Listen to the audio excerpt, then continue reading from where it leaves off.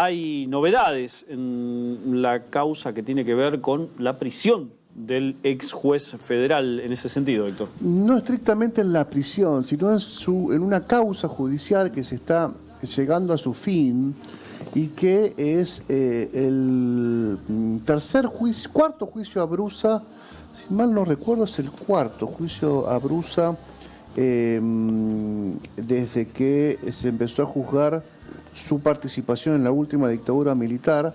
El primero de ellos, la denominada causa Brusa, fue condenado a 23 años de prisión en el 2009 y después fue recibiendo otras condenas, acumulando otras condenas en virtud que se sumaban nuevas causas, se tramitaban nuevas causas y tenían a Brusa como principal imputado. Es esta una de ellas en donde la Fiscalía General pidió 10 años de prisión por apremios ilegales contra Brusa, en perjuicio de 3 militantes peronistas, Pancho Claric, Luis Bafico y Carlos Chiarulli.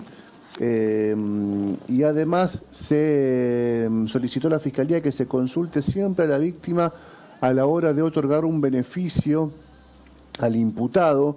¿Por qué? Porque Brusa está con prisión domiciliaria justamente por un ping-pong judicial, de planteos judiciales, en donde la defensa de Brusa pedía la morigeración o la prisión domiciliaria al tribunal, el tribunal se la concedía sin consultar a los damnificados, ¿no? ¿Qué opinaban los damnificados? Más allá que sea o no técnicamente sólida la opinión del imputado, importa en virtud de la relevancia que tiene poner en la calle a un victimario con la posibilidad de que se cruce con la víctima. ¿Se imaginan ustedes al Curro Ramos en la cola, como pasó durante muchos años, en la cola del supermercado con una de sus torturadas? Esto es lo que hay que poner en consideración, lo que se llama la paz para la paz social. Bueno, justamente y está estipulado esto, Héctor. Está estipulado, pero muchas veces no es tan sigilosa, no digo oscura las resoluciones del tribunal, pero son sigilosas. Hay que estar muy encima de la situación. Por suerte los organismos de derechos humanos a estos temas los tienen bien apuntados y suelen informar a los medios de comunicación o a algunos periodistas de que estén atentos, pero si no pasa muy desapercibido. Bueno, Brusa en este caso enfrenta un nuevo juicio porque se pudo corroborar que en plena dictadura militar y siendo secretario del Juzgado Federal de Santa Fe, que estaba a cargo de Fernando Mántaras, un juez federal a quien uno de los testigos consideró como nazi, describió como nazi, al ex juez Fernando Mántaras. El Cholo de Aguirre, un abogado de Santa Fe ya fallecido lamentablemente, lo definió como un nazi. Bueno, Brusa era secretario de ese juzgado y Brusa se arrogaba ser el representante de la justicia federal en una instancia en donde llegaban todos rotos los presos por la tortura. Todo roto, un término que uso para graficar que llegaban flacos, golpeados, sus prendas rotas. En esas condiciones llegaban a declarar y Brusa les exigía hacerse cargo de ciertas circunstancias, de ciertas actividades subversivas y firmar una declaración de culpabilidad. De hecho, uno de ellos mencionó, en este caso Chiarulli, mencionó que Brusa quería que Claric le dijera que el secretario general de UPCN, Alberto Maguid, era montonero para poder apretarlo. Maguid también estuvo preso en la cárcel de Coronda un poco más de 2 años. Formaba parte de este conjunto de víctimas de Brusa y compañía y de servicio penitenciario, principalmente en el caso de Maguid, pero Pancho Claric, Chiarulli y Bafico lo reconocieron a Brusa como esa persona desequilibrada, que lanzaba patadas de karate al aire, que pasaban a centímetros de la cara de las víctimas que llegaban ahí denunciando torturas. Brusa se ufanaba de decir, si a mí algún detenido me llegaba con la versión de que había sido torturado, lo primero que hacía yo era denunciar el hecho en los estamentos superiores.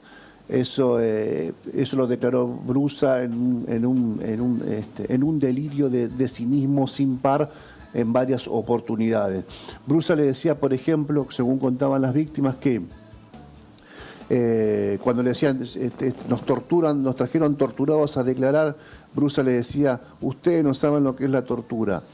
Si quieren saber lo que es la tortura, vamos a la piecita de acá al lado. Eso lo declararon las víctimas de Víctor Hermes Brusa, que sumaría así una nueva condena en el marco de varias que acumula, en este caso a cumplimentar en su casa como prisión domiciliaria. Vos decías que se cumplían 32 años de la remoción de Brusa como juez federal. 22.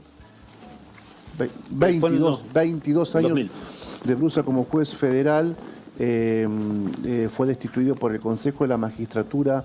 La primera destitución que se hace de un juez federal en la República Argentina es la de Brusa, y lo hace el Consejo de la Magistratura en el año 2000. Brusa había sido ungido juez federal por la decisión que habían adoptado senadores del peronismo en ese momento, que lo propusieron a Brusa, que eran Rubeo padre, y Liliana Gurdulich, que eran integrantes del peronismo más de derecha en aquel momento en Santa Fe. Exactamente, Gurdulich de Correa. Vale aclarar, Héctor, que gran parte de lo que hizo Brusa como partícipe de la dictadura fue puesto a visibilizarse, más allá de que los presos y las víctimas ya lo conocían, empezó a visibilizarse en aquel momento por algo que no tenía que ver específicamente con los derechos humanos, sino que fue por chocar a Miguel Pedernera, un nadador.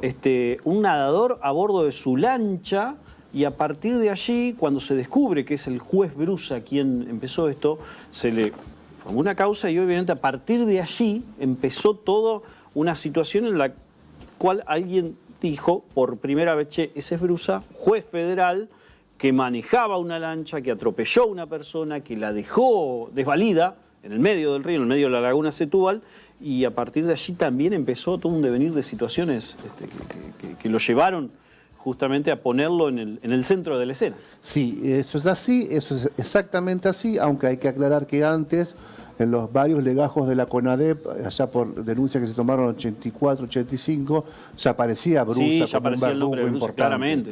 Claramente. Pero es verdad, toma notoriedad su rol de indolente cuando lo pasa por encima a Pedernera, que era un aspirante de guardavidas que estaba nadando en la laguna Setúbal, como vos mencionaste, y lo dejó con lesiones gravísimas. De hecho, después hubo una controversia respecto a qué jurisdicción tenía que investigar a Brusa, si la justicia federal o la justicia provincial, y ahí hubo varias picardías. Brusa eligió de abogado defensor a quien había sido en un momento el marido de la fiscal Tesio, que era la fiscal federal que estaba funciones en ese momento, y como había un ruido, una situación de cual debía excusarse el funcionario público, Tesio no podía ser la fiscal que acusa a Brusa, en virtud de que el abogado de Brusa era el doctor Vázquez Rossi, que había sido la pareja de la fiscal Tesio. Todo fue una situación extremadamente horrible, porque había un... Y fundante de varias cosas. Sí, y bueno, a partir de ahí no se pudo parar más, ya aparecieron muchísimas situaciones en las que Brusa había abusado de su poder siendo magistrado, y eso terminó en la destitución. Obviamente, pero bueno, ahí está, y novedades que tienen que ver justamente con una de las causas que tiene como principal protagonista a Víctor Hermes Brusa.